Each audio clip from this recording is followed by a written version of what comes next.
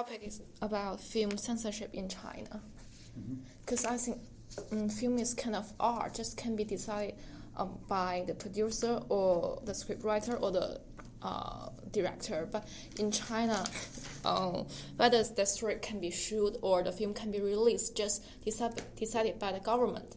Okay. And how to say, maybe the government is a written standard, but they just carry out or follow with the standards. Just this film we think is alright, it just can be released, but the other one is that's not can be released just like that. I think it's not a good thing. Yeah. So there's a lack of warrant and justification. There's a lack of articulation. Yeah. Okay. I just read something on the tram on the way in about some Quentin Tarantino film that just so failed that, where there's some presentation of Bruce Lee as like preening or something. Yeah, I don't know anything about Bruce Lee, so whatever. Okay, so the topic is fine because we've still got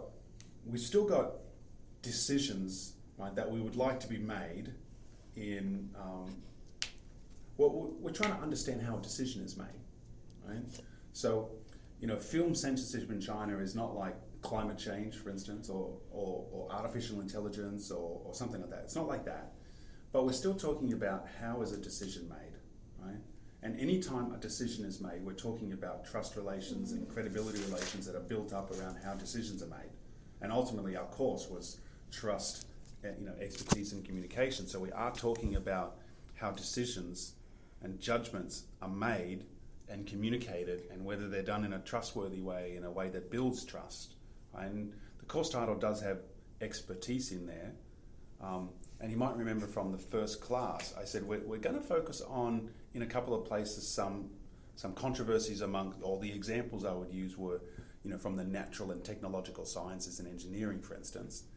But I said that was because that's the hard case, because those are the experts that we take to be most distant from us, right? So how do we access their knowledge, and what happens when that knowledge is kind of imposed us from afar? So that's actually the hard case. And if we can understand those cases, we can understand the cases that are a bit closer to us. Like what judgment does the police officer make, the journalist make, the court make, media make? So professions that are a bit closer, to say citizens, for instance, if we can understand the hard case, we can understand those closer cases. I know this is fine. What we want to do with it. This one, yeah. Oh, I didn't look. Yeah. Sorry, I didn't look there. Come in.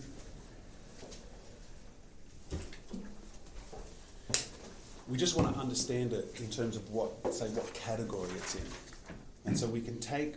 You can take, film censorship as an example of decisions that get made by authoritative bodies, and do they win trust or not? Right, so that's the generic problem that we can take film censorship as an example of, right? And so in that sense, the course has been around decisions made by authoritative bodies and whether they win trust or not. See what I mean? Right. So there's no problem with the topic itself. It's how to get you to work through little parts of the course to get you to build a judgment about that. You see what I mean?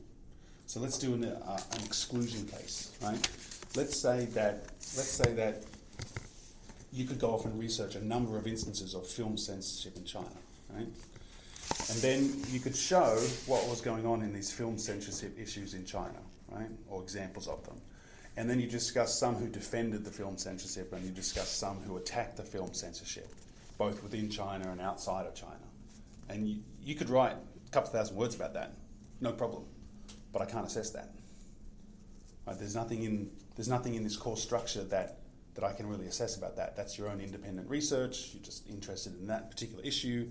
So we need to make sure that the essay that you write, and this is the main criterion for the essay, right?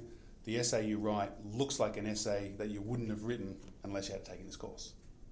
Okay, so it can't just be a complete description and summary of several instances of film censorship in China and what some people said about it. because we haven't yet made any connection with the course, right? So the second criterion for the essay is that the subject readings should be generating the questions we ask about the case and generating the resources for answering those questions. So now we need to start with what those questions are about film censorship in China. Right? So one thing here, again, I'm just going to go get some sheets of paper so we can discuss that. All right, let's do it this way. All right. That's chapter 4, wasn't it? Sorry. Chapter 4, yeah. Okay. All right, so again, you notice that we try and structure it out. Okay. Forgive my very messy writing. Something like that. Okay, so going to be a thesis. Right. It's going to be your background. Okay. So your background here is obviously you're going to say something about censorship in China, right? Or film. And just as a curiosity question, are you going to choose examples where movies, like film in China gets censored in China? Yeah. Or, so the example we just used of that Quentin Tarantino film, No. which is China saying to Tarantino in the US, you've got to change this thing, and Tarantino saying, fuck off. Right? So that's a kind of an external audience. So which examples do you think? Because it doesn't matter to me which examples, but... Maybe the formal one. Right, okay. So just movies that kind of get censored in China by the Film Censorship Board or whatever it's called. Make sense? Whatever the agency is that does the censoring. Domestic consumption, shall we say? Yeah. Okay, all right. All right, so what you want to do then is just say, I don't know what it's called. There's obviously some agency of some kind that does it. Agency, maybe called... What's it called? Board, agency, group? Agency, broadcasting, filming, television, and broadcasting. The name is too long. Yeah, okay. So you get that out there, right? Yeah. And if the name's really long, cash it out the first time, give it an acronym. Yeah, okay. That just allows you to smoothly go through the discussion, right? So get what this out is, give me a tiny bit of background about, a little bit of the history of it. And I don't mean they first did this, then they did that, then they were established here, something like that, right? Okay. A little bit of history of it, a little bit of its institutional location, right? It sits in which part of government? Yeah. How does it work, kind of thing? Are its members known? The people who sit in that board, we'll call it, are they known? Are they unknown? Right, so things like that, right? Known, unknown, or known. In other words, do people know who's making these decisions? So a little bit of detail about this, okay? And then the other thing is choose a couple of examples up front that you're going to use in your essay, right? Let's say think of 3, 4, 5, something like that. 3 to 4 to 5 examples where this has occurred. And just a few little details about them. Like if I was going to be using the detail of the Tarantino film, I would be saying, examples include Tarantino's depiction of Bruce Lee, which was said to be whatever they said it was, right? Not nice to Bruce, right? Just, it can be brief, right? But select a couple that you're going to use, right? So in the process of writing your essay, you're not constantly feeling like, I've got to do more research. Have I found another example? So you just select a couple of examples up front, and they're the ones you're going to use, right? This becomes, that little aspect becomes relevant. Sometimes I'll get like some journalism student, and they're really afflicted by this phenomena. They always have to feel like, they're wanting to write about some policy, and they have to feel like they have to be sensitive to the very last word. Right? And I've literally had journalism students come along and say, I was writing about, this is on climate change policy or something. I was writing this essay on climate change policy and what the Australian government is doing, but this thing came out yesterday. Like the essays due that day. But this thing came out yesterday. I have to account for that. I'm like, why? You have to account for that. And they get waylaid by it all the time. But a similar phenomenon might come up here when you're writing out your essay. You're like, some other example. No. So make sure that you control the amount of research you're doing like that. Okay, and obviously you're going to have to do your own translations for whatever the domestic titles are called, and and I'll take your word for it because I don't speak Mandarin. I can't read Mandarin, so it's a complete trust relation. It's a complete suspension of judgment on my part, right? Whatever you say, I'm obviously going to have to take that, right? So select, let's say, 3 to 5 examples, right? And if you've got a whole host of examples, when you're thinking about your argument, choose maybe a spectrum of them. Maybe examples where you think about your own personal response to them. Some film was censored and you went, yeah, it was good that they censored that. Include that example in there. Some film it was censored and you go, I don't agree, they shouldn't have censored that. Include that one in there. So give yourself a bit of moral spectrum to work with, kind of thing. Ones that you liked the censored, ones that you didn't. Okay. So choose a number of examples like that. You need at least 3 to 5, right? And that will be enough to drive your examples through the essay.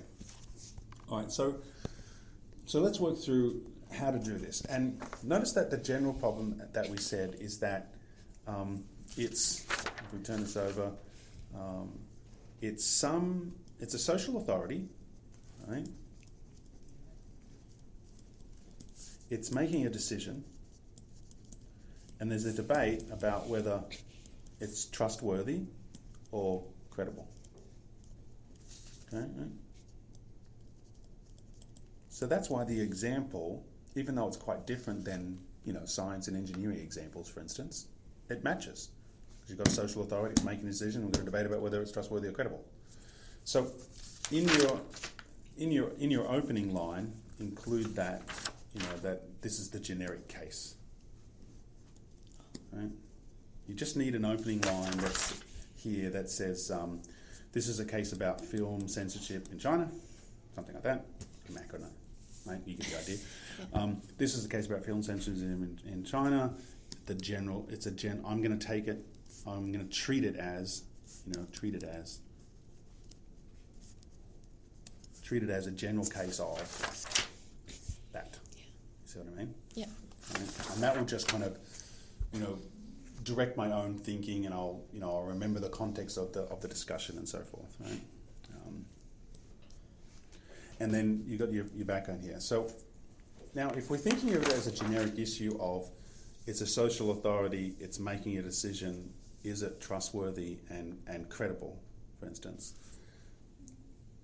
One thing about that is which way to run the discussion. What makes the best story? Starting with something about the social authority and what we're thinking about that, starting with something about the decision, ending with whether it's trustworthy, credible, or flip it around. See, we just have to think about, and maybe in the process of writing up, you're going to reverse that trail. So you have to think about, I'm telling a story, what's the best way to get my reader to be interested in this story? Right? So what way do I tell the story, for instance, right? So think about that as we go, right? Because we don't know the answer to that yet, for instance, right? The first thing, though, is to think that, in our course, one of the things that we've been looking at is cases where experts are perceived to be distant and unaccountable, right? And when experts are perceived to be distant and unaccountable, there's the claim there that maybe I can't trust them, right? If they're distant and they're unaccountable. So one way of working that idea out there is to think, what are the general arguments that we've looked at in the course for being a bit concerned about distant and unaccountable experts? In your case, black box decisions, right? Yeah. But distant and unaccountable experts. So in this case, it's a distant and unaccountable social authority, right? So what I would like to see worked out is, first, a general argument about that, right? The general case against distant and unaccountable,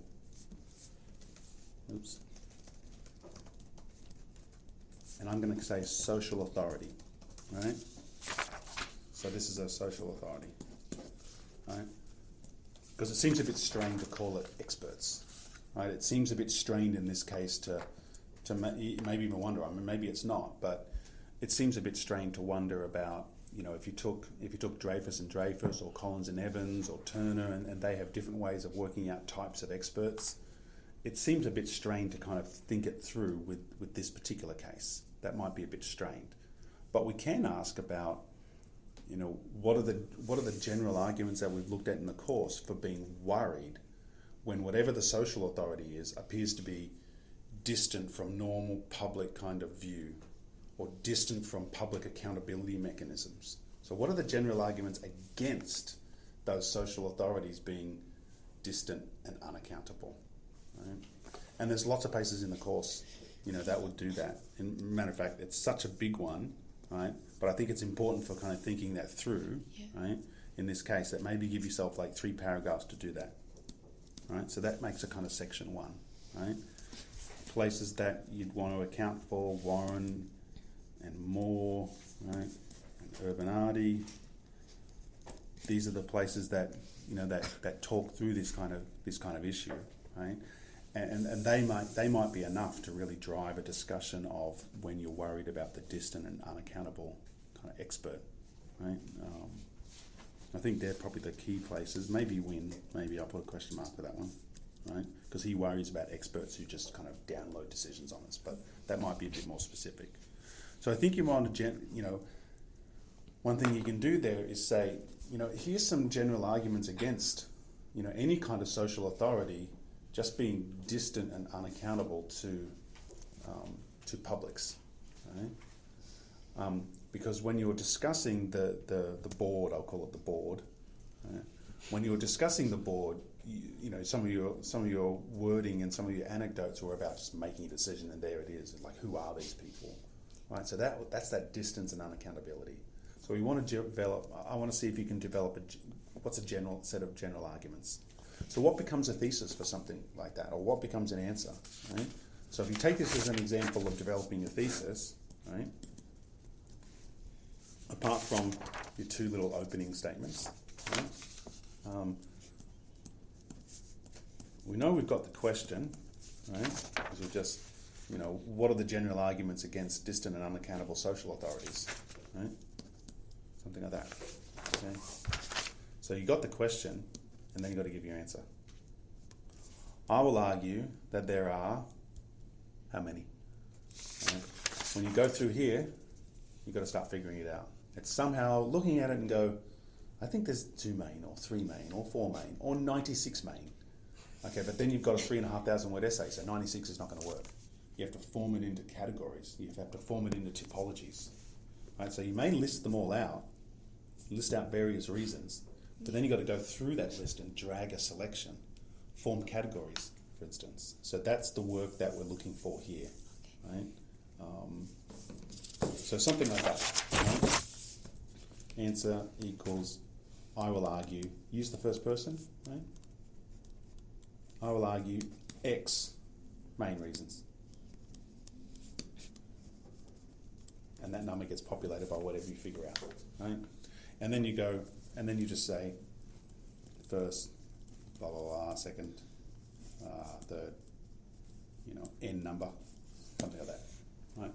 And it's just about taking something like that and being able to kind of formulate it into precise statements, right? And if you do that, the rest of your essay should follow. So clearly, this comes last, right?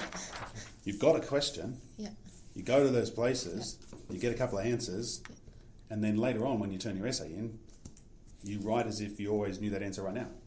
That's the trick of an essay, right? So you don't know the answer right now, but you will at the end, so you go back and write as if you always knew, right? That's the trick of any good essay. Right? So I see that as like one of the first places for you to think through film censorship, right? The other thing, of course, is that, you know, we have this idea of communication. You know what I mean? So how are they communicating these decisions? Right?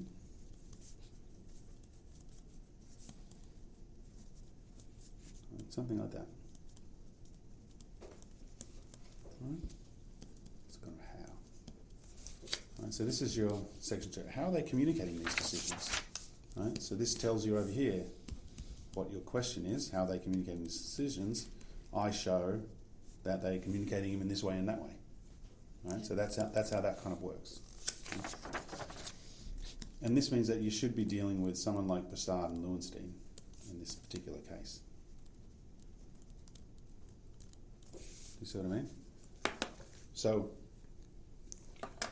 when this decision gets made, how does it get communicated out? What are the judgments that get communicated out? So, and I wonder in your case about whether there's something to work out here with, I put it as Dreyfus and Dreyfus, right? Because remember in Dreyfus and Dreyfus, and there's that point about articulating your judgments. Because you suggested, I think, that they don't really explain why they made one judgment over another, right? So I wonder if you can have a conversation there about, and you might have to bring in Selinger and Crease, right? I wonder if you can have a conversation there about, what it means to communicate whatever the style happens to be, because remember there were 4 models.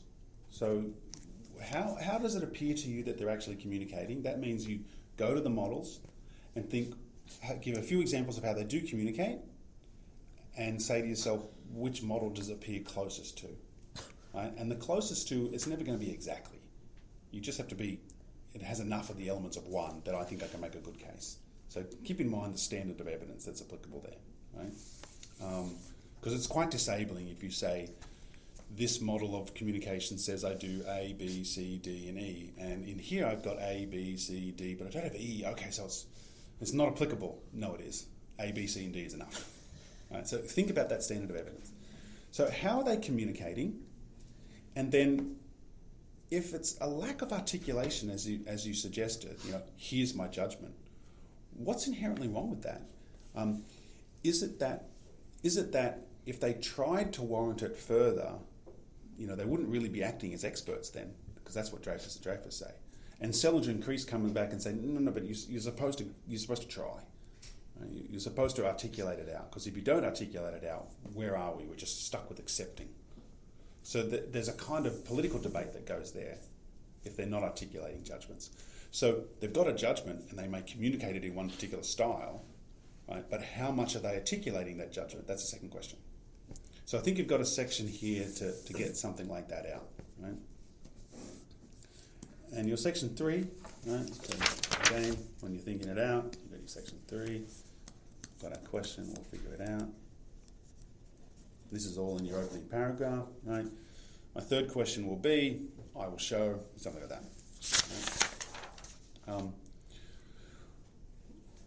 One thing here, and I'm not exactly sure what the line here is, right? And because it's whether it applies to the Chinese case at all. So maybe it depends upon what kind of, it reminds me of the Ceccarelli-Fuller debate. What kind of social analyst do you want to be? What kind of critique do you want to be?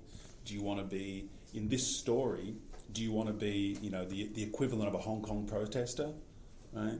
With your mask on, criticising the state. So that's one social role that you can adopt, right?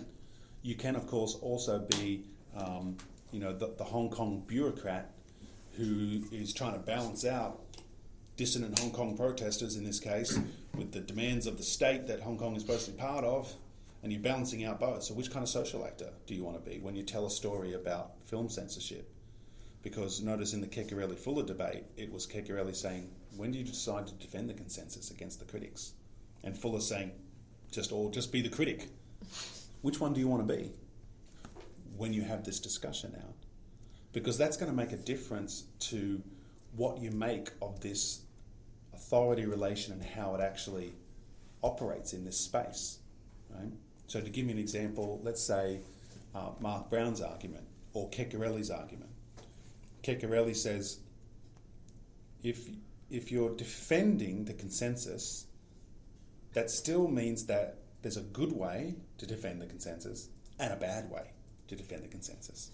See what I mean? Because remember the bad and good list for Ceccarelli, right? So here, if you applied it here, if you're going to defend the censorship board and its role, right, in Chinese society, is there a bad way and a good way to do it, right? Maybe it's a bad way. Right. But notice that that good and bad way will be informed by Ceccarelli's argument.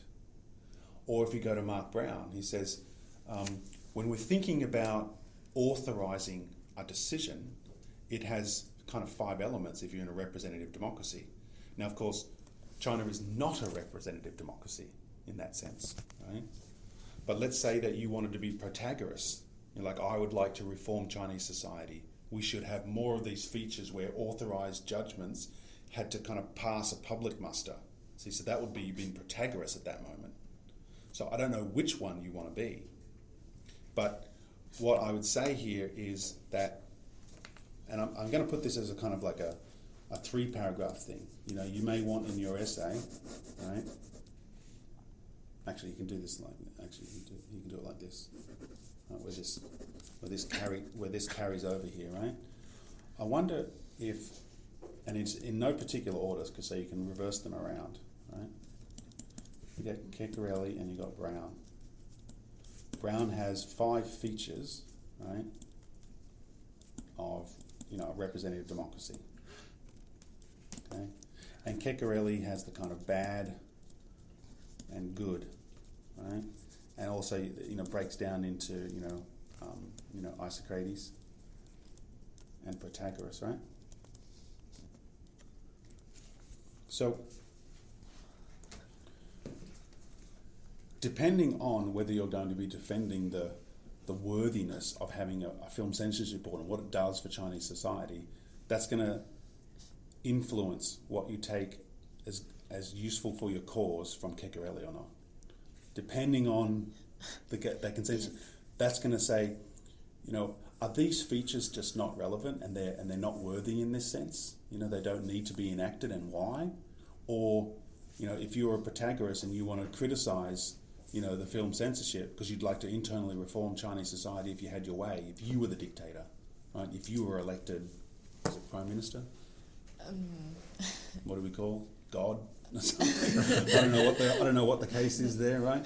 If you were, pardon, chairman. Yeah. If you were chairman, you have to be chairwoman.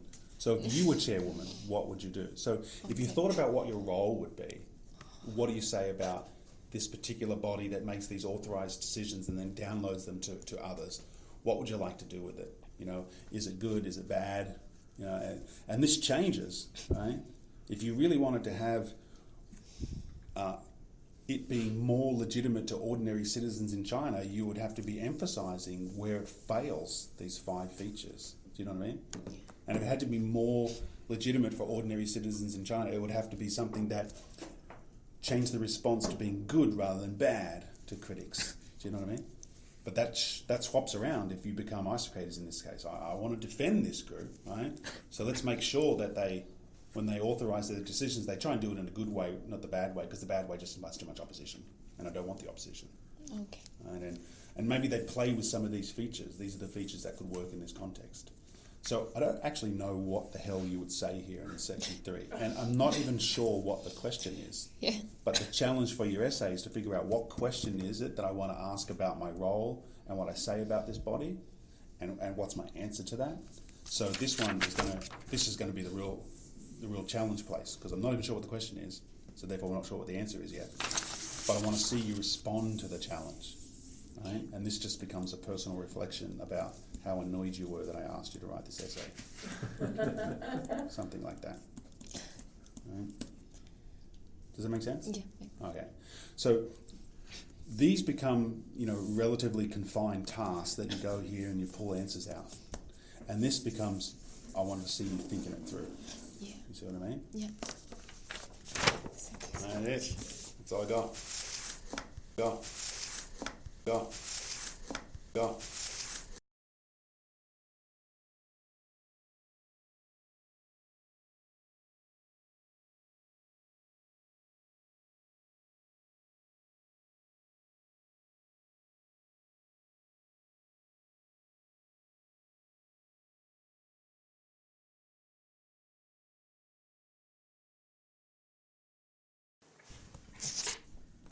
Just, you mean the question and answer?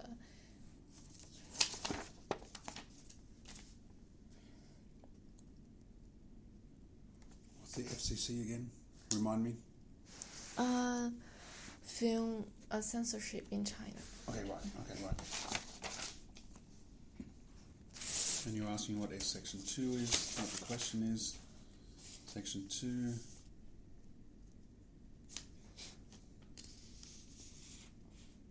Okay, so the question here, if I put it down here, is how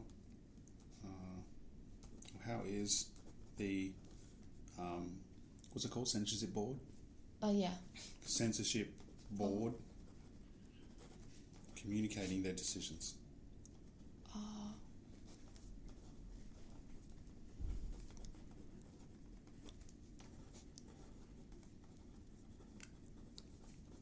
Okay, so that's a question. The answer becomes look at the models of communication.